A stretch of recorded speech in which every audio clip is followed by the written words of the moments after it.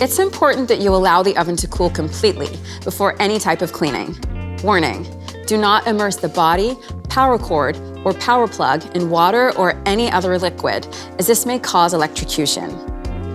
With a mild detergent or spray and a soft, damp sponge, wipe any buildup of stains or marks on the surface. Be sure to apply the cleaning agent to the sponge and not directly onto the surface.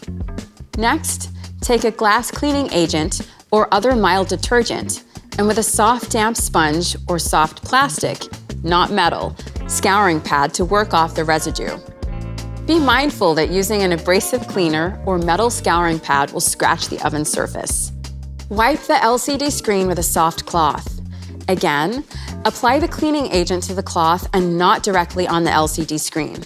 Before plugging the smart oven back into the power outlet and turning the oven on, let all surfaces dry thoroughly.